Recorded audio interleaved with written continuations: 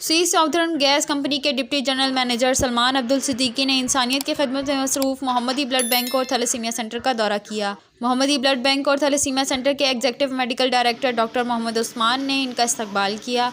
Doctor Mohammad Usman ने सलमान अब्दुल सिद्दीकी को मोहम्मदी blood bank के मुख्तलिफ शोबेजात का दौरा करवाया, जिसमें थैलेसीमिया सेंटर, डोनर एरिया और दीगर शोबेजात शामिल थे।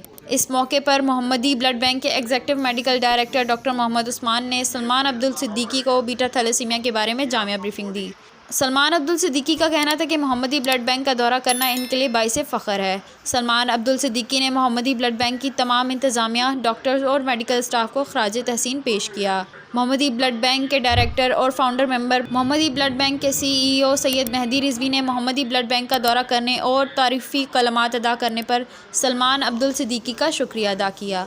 कशिश ज़हरा, MBB न्यूज़, कराची।